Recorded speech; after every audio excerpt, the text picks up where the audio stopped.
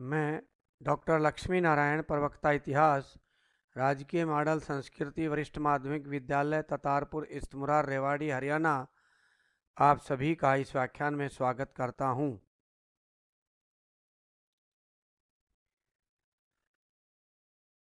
आज के अपने अध्याय का नाम है राजा, किसान और नगर, आरंभिक राज्य और अर्थव्यवस्थाएं।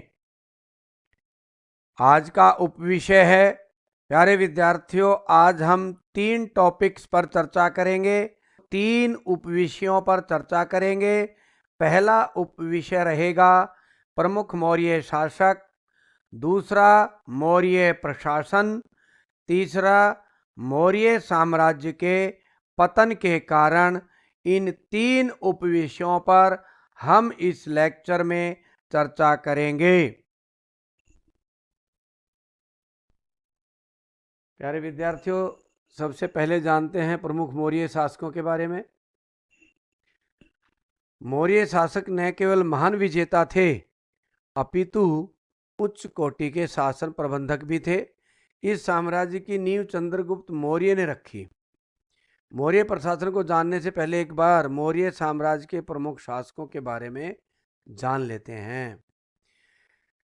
चंद्रगुप्त मौर्य साम्राज्य के संस्थापक थे। चंद्रगुप्त कौन था, इसके बारे में हमारे सामने विभिन्न प्रकार की कहानियां आती हैं। एक कहानी है, बौद्ध परंपराओं के अनुसार चंद्रगुप्त मौर्य का पिता मौर्य नगर का राजा था। वह एक अन्य राजा से लड़ते हुए मारा गया। उस समय उसकी रानी, जो कि गर्भवती थी, पाटलिपुत्र में अपने भाई के पास चली गई। यहाँ पर उसने 345 ईस्वी पूर्व में एक बच्चे को जन्म दिया। इस बच्चे का नाम चंद्रगुप्त रखा गया। बालक की रक्षा के लिए उसे ग्वाले के सुपुर्द कर दिया गया। तत्पश्चात उसका लालन पोषण एक शिकारी ने किया। एक दिन जब यह बालक कुछ अन्य बालकों से मिलकर एक शाही खेल खेल रहा था, तो अचानक कौटिल्य अथवा चाणक्य की दृष्टि उस पर पड़ी। उसने इस बालक को उस शिकारी से ले लिया और तक्षशिला ले आया। यहाँ पर उसने चंद्रगुप्त को 7-8 वर्षों तक सभी प्रकार की शिक्षा प्रदान की, शास्त्र और शस्त्रों की शिक्षा दी। कौटिल्य तक्षशिला नगर के एक ब्राह्मण का पुत्र था। एक बार जब वह नंद शासक के दरबार में पाटलिपुत्र गया, तो उसने कौटिल्य को भारी अपमानित किया था। उस समय कौटिल्य ने भरे दरबार में यह प्रतिज्ञा की कि वह नंद वंश को समाप्त करके ही सुख की सांस लेगा। उसकी यह प्रतिज्ञा उस समय पूर्ण हुई जब उसने नंद वंश का नाश करके चंद्रगुप्त मौर्य को राज्य सिंहासन पर बैठा दिया। एक अन्य विचारानुसार चंद्रगुप्त ने अपना बचपन तक्षशिला में नहीं अपितु पाटलिपुत्र में व्यतीत किया था। युवा होने पर उसने नंद दरबार में नौकरी कर ली थी। अपनी योग्यता के अनुसार वह शीघ्र ही उच्च सैनिक पद पर पहुंच गया। एक दिन किसी बात पर नाराज होकर नंद शासक ने उसे नौकरी से निकाल दिया। वह स्थान स्थान पर घूमता हुआ तक्षशिला कौटिल्य के पास पहुंच गया।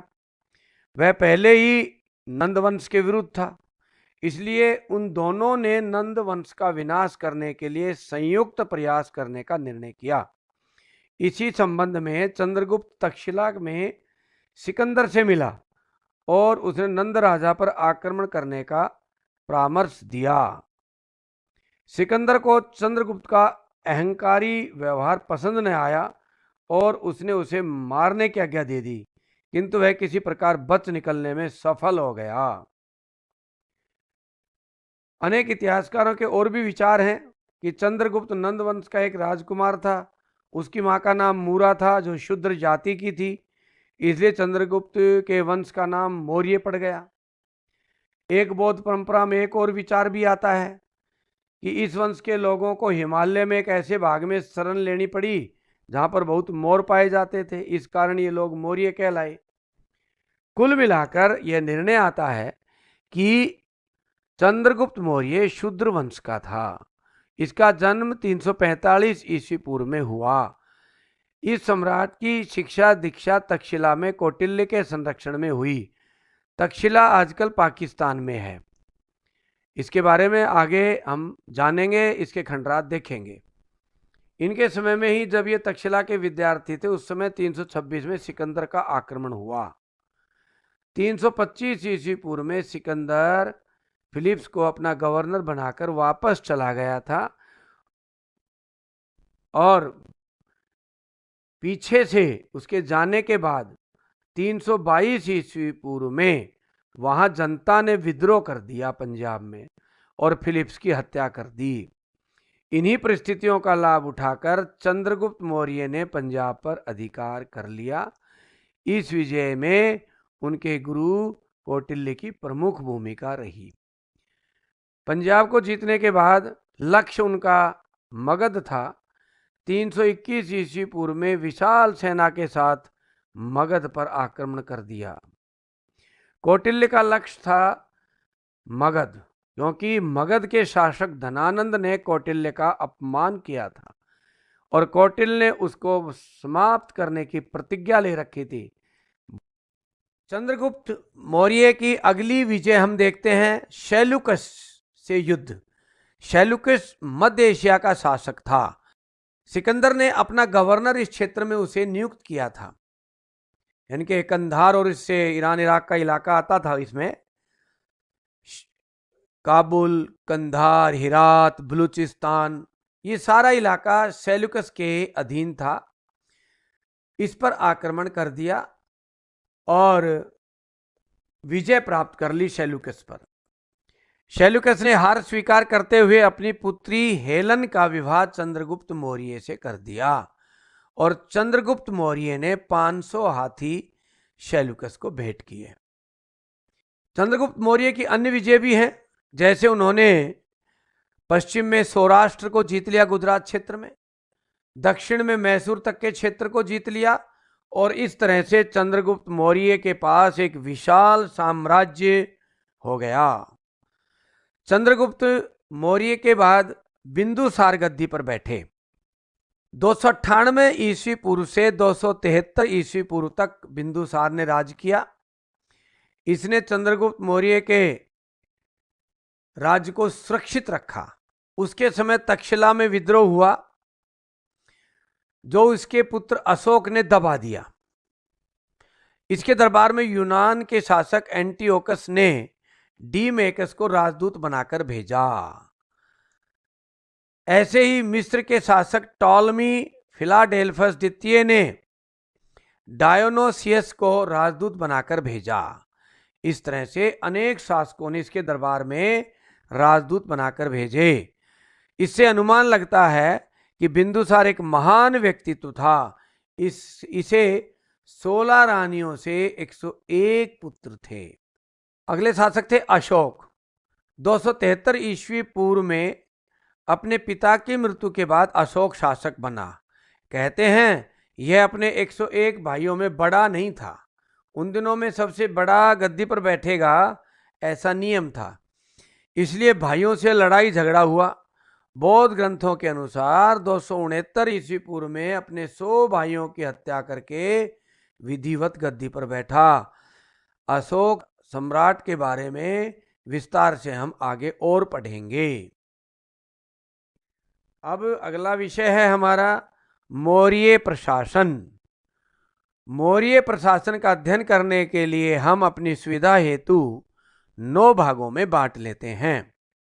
पहला केंद्रीय शासन प्रबंध, दूसरा प्रांतीय शासन प्रबंध, तीसरा पढ़ेंगे जिला प्रबंध, चौथा नगरों का प्रबंध, पांचवा स्थानीय प्रबंध, छठा पढ़ेंगे वित्तीय प्रबंध, सातवां न्याय प्रबंध, आठवां गुप्तचर प्रबंध और 9वां सैनिक प्रबंध। इस तरह से 9 प्रकार के प्रमुख प्रबंध उनके थे, जिससे बड़ा सुशासन ये जनता को देते थे और इनका साम्राज्य इस प्रबंध व्यवस्था के कारण सुरक्षित था। अब विस्तार से केंद्रीय शासन प्रबंध के बारे में पढ़ते हैं। केंद्रीय शासन प्रबंध 2 ध्रुवों पर घूमता था, राजा और मंत्री परिषद। प्रमुख ध्रुव तो राजा ही था, उसके चारों तरफ मंत्री परिषद थी। राजा शासन का सर्वोच्च अधिकारी था। सभी अधिकार इसके हाथों में सुरक्षित थे। राजा के अधिकारों को हम देखते हैं, एक बार पहले भी हम पढ़ चुके हैं इस बारे में। राजा का पद पैतृक था। राजा के मुख से निकला हुआ शब्द ही कानून था। राजा के सभी अधिकार राजा के पास सुरक्षित थे। राजा अपनी मर्जी से किसी को भी अधिकारी नियुक्त कर सकता था। सेना का सर्वोच्च सेनापति भी राजा ही होता था। राजा को अपनी मर्जी से कर लगाने का अधिकार था। इतना होते हुए भी राजा नैतिकता और मानवता को ध्यान में रखते हुए शास्त्र सम्मत और न्यायोचित काम करता था। वह अपने कर्तव्यों और जिम्मेदारियों को बड़ी ही पवित्रता से निभाता था। अब मंत्रिपरिषद के बारे में जानते हैं। राजा बहुत ही ईमानदार और योग्य व्यक्तियों को अपना मंत्री नियुक्त करता था। वह अलग अलग विभागों के अलग अलग मंत्री होते थे। अपने अपने विभाग के बारे में राजा को मंत्री सलाह देते थे। प्रमुख मंत्रियों को देखते हैं कौन कौन से थे। एक होता था प्रधानमंत्री। यह राजा को शासन के हर क्षेत्र में परामर्श देता था, सलाह देता था राजकार्यों में। प्रशासन के प्रत्येक विभाग पर नजर भी रखता था। प्रधानमंत्री बहुत ही विश्वसनीय व्यक्ति होता था राजा का। पुरोहित, यह राज दरबार का पुजारी होता था। धार्मिक कार्यों को राजा को परामर्श देता था और धार्मिक कार्यों को संपन्न करवाता था। सेनापति, प्रधान सेनापति तो राजा ही होता था, परंतु यह सैनिक कार्यों की चिंता करता था। राजा को युद्ध और संधि के लिए परामर्श देता था। सन्निधाता, राजा का प्रधान कोषाध्यक्ष होता था। प्रधान कोषाध्यक्ष।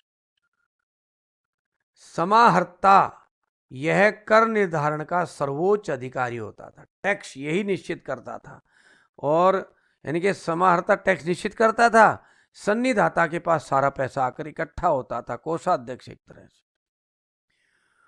अनेक और मंत्री भी होते थे, जैसे दंडपाल जो पुलिस का काम करता था, आमात्य जो न्याय और सामान्य प्रशासन का काम देखता था, दुर्गपाल जो किलों का काम देखता था, कर्मांतिक जो कारखानों का काम देखता था, गृह मंत्री को द्वारिक कहा जाता था, उच्चतम कोटि के अधिकारियों को तीरथ कहा जाता था। ये सब उच्चतम कोटि के अधिकारी थे, मंत्री भी, और सब तीरथ समान थे, पूजनीय थे, सब सम्मान करते थे इनका। अब दूसरा विषय देखते हैं, प्रांतीय प्रबंध। प्रांत का मुखिया प्राय राजकुमारों को ही बनाया जाता था, जिन्हें कुमार कहा जाता था। इनके सहयोग के लिए अनेक अधिकारी होते थे। लोगों के कल्याण के कार्य करना, प्रांत में शांति व्यवस्था बनाए रखना, कर आदि के एकत्रीकरण में सहयोग करना। मौर्य प्रशासन के दौरान 4 प्रांत रहे, परंतु बाद में अशोक के समय में 5 हो गए। 5वां कौन सा था? सम्राट अशोक ने कलिंग को जीतकर 5वां प्रांत बनाया। कहते हैं कि इनके दादा और इनके पिता भी कलिंग को नहीं जीत पाए थे, और इनके लिए ये सम्मान का विषय बना हुआ था कि किसी भी तरह से हम कलिंग को जीतें। तो सम्राट अशोक ने कलिंग पर आक्रमण करके और कलिंग को अपने क्षेत्र में मिला लिया। परंतु कलिंग का युद्ध सम्राट अशोक के जीवन में एक युग परिवर्तन करने वाला युद्ध था। इन प्रांतों की स्थिति देखते हैं। मगध प्रांत, जिसकी राजधानी पाटलिपुत्र थी, मैप में देखते हैं, ये पाटलिपुत्र है। ये मगध प्रांत था, आसपास का इलाका।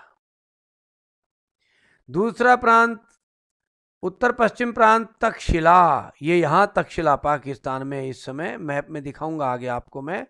ये तक्षशिला था, ये भी खूब लंबा चौड़ा इलाका लिए बैठा था। तीसरा पूर्वी प्रांत, राजधानी उज्जैन, उज्जैनी इसको उस समय कहते थे। ये देखिए विद्यार्थियों, यहां मैप में उज्जैन है। इसके आसपास का इलाका इस राजधानी में आता था। और ऐसे ही मगध का विशाल साम्राज्य दूर तक यहाँ फैला होगा, तक्षशिला का यहाँ दूर तक फैला होगा। दक्षिण प्रांत राजधानी स्वर्णगिरी, दक्षिण में आइए, ये स्वर्णगिरी है। यहीं पर जाकर चंद्रगुप्त मौर्य, जो बाद में कहते हैं कि जैन बन गए थे, और यहीं जाकर उन्होंने अपने प्राण त्यागे थे, भूखे रह करके। जो जैनी संतों में एक परंपरा होती है प्राण त्यागने की, भूख से। कलिंग जो पांचवा प्रांत था, इसकी राजधानी तोशली थी। ये सम्राट अशोक ने मिलाया था। तोशली, प्यारे विद्यार्थी, ये रहा। और इस तरह से विशाल साम्राज्य इन्होंने 5 प्रांतों में बांटा। ये पूरे विशाल साम्राज्य, दक्षिण में यहाँ तक, पूर्व में असम तक का इलाका, आज का भूटान वगैरह सब आते थे। इधर तिब्बत का भी बहुत सा इलाका इसके अधीन आता था, और अफगानिस्तान तक का इलाका, और आज के बलूचिस्तान होते हुए गुजरात तक, और ये पूरा यहाँ तक भारत का इलाका था उस समय का। चंद्रगुप्त मौर्य का साम्राज्य था। जिला प्रबंध, यानी कि प्रांतों को आगे जिलों में बांटा हुआ था।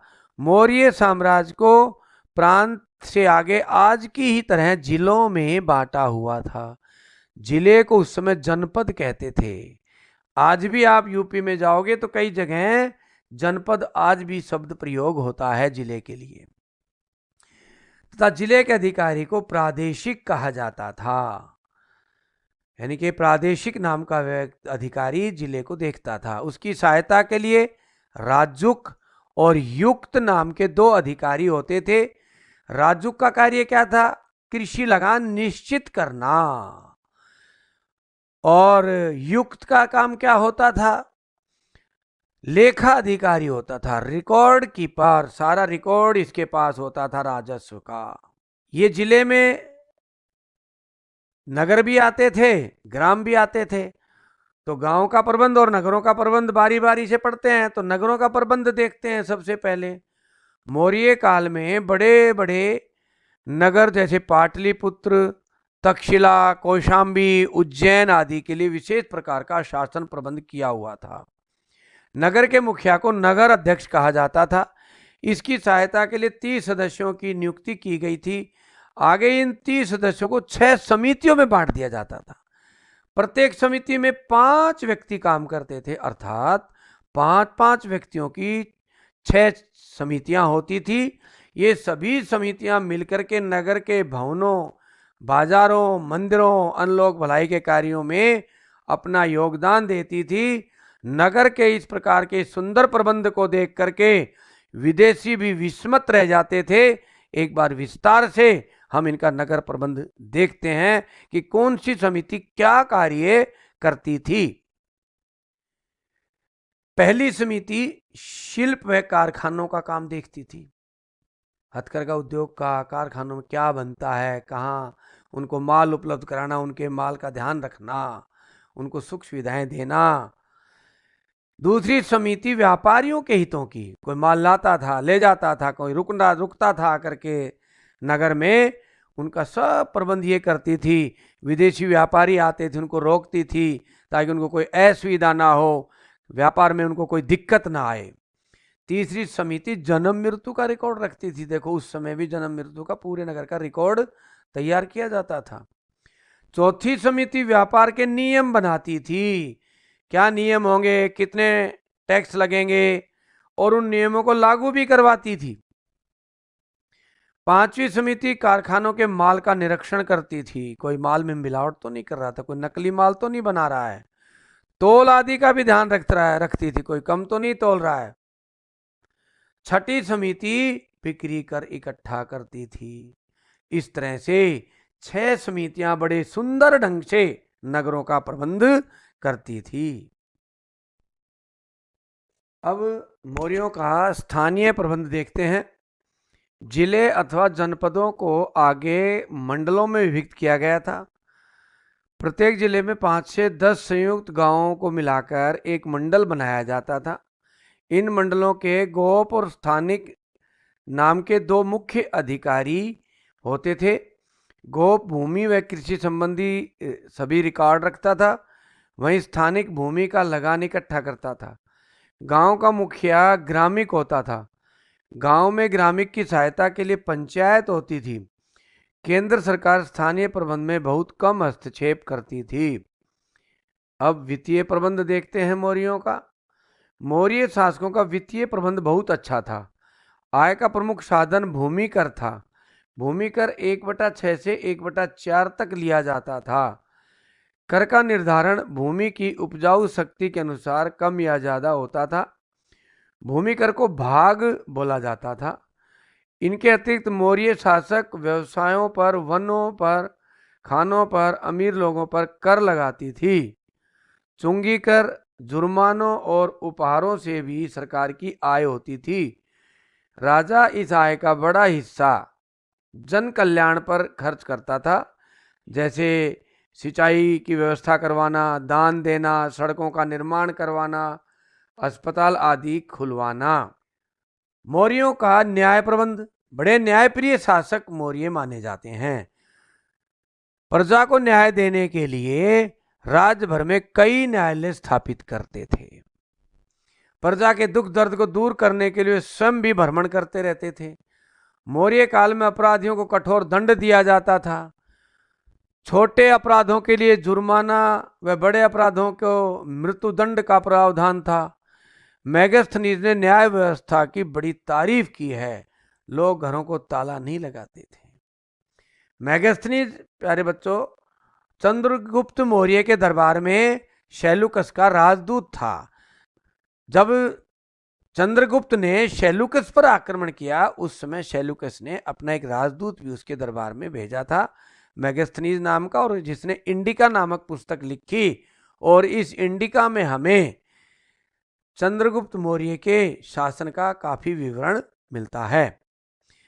हालांकि इंडिका आज है नहीं, परंतु स्ट्रैबो, एरियन जैसे उस समकालीन इतिहासकारों की पुस्तकों में हमें इंडिका के रेफरेंसेस मिलते हैं। अगला पॉइंट देखते हैं, गुप्तचर प्रबंध। किसी भी शासन की सफलता गुप्तचर व्यवस्था पर निर्भर करती है। साम्राज्य में गुप्तचरों का जाल बिछा हुआ था। वे राजकुमारों, सरकारी अधिकारियों तथा प्रजा की गतिविधियों पर भी गुप्तचरी रखते थे। यानी कि राजकुमारों के पीछे भी गुप्तचर रहते थे, सरकारी अधिकारियों के पीछे भी गुप्तचरी करते रहते थे उनकी, और प्रजा क्या कर रही है ये भी सारी गुप्तचरी करके राजा को सूचना देते थे। विदेशों की घटनाओं की गुप्तचरी भी करके लाते थे। ये गुप्तचर राजा तक भेजते थे सभी प्रकार की सूचनाएं। जो गुप्तचर एक स्थान पर रहकर कार्य करते थे उन्हें संस्था कहते थे। जो लोकल सूचनाएं देते थे, इकट्ठी करते थे, वो संस्था कहलाते थे। और जो दूर दूर तक घूम घूम करके गुप्तचरी कर कर लाते थे वो संचार कहलाते थे। इस तरह से गुप्तचरी उन्होंने दो भागों में बांटा हुआ था, संस्था और संचार। गुप्तचरों की निगरानी के लिए गुप्तचर भी होते थे, यानी कि गुप्तचरों के ऊपर भी गुप्तचर लगा रखे थे कि कोई गुप्तचर गड़बड़ तो नहीं कर रहा है।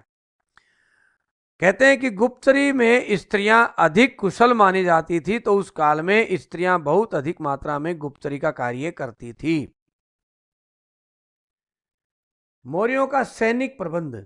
मौर्यों के पास अपने साम्राज्य के विस्तार के लिए व विदेशी आक्रमण से रक्षा के लिए एक विशाल सेना थी। चंद्रगुप्त के सैनिकों की कुल संख्या 6,90,000 थी। पैदल सेना, घुड़ सेना, हाथी सेना, रथ सेना, कई प्रकार की सेना थी। एक पैदल सेना, दूसरी घुड़ सेना, तीसरी हाथी सेना, चौथी रथ सेना और पांचवी जल सेना भी इनके पास थी। मौर्यों के पास नौसेना बहुत मजबूत थी, क्योंकि इनके साम्राज्य के साथ विशाल समुद्र, अरब सागर और बंगाल की खाड़ी लगते थे। एक प्रशिक्षित सैनिक को वो 500 पण देते थे तनख्वाह के रूप में, और सेनापति को 48,000 पण वार्षिक वेतन मिलता था। पण एक चांदी का सिक्का होता था। युद्ध में वीरता दिखाने वालों को विशेष पुरस्कार भी दिया जाता था।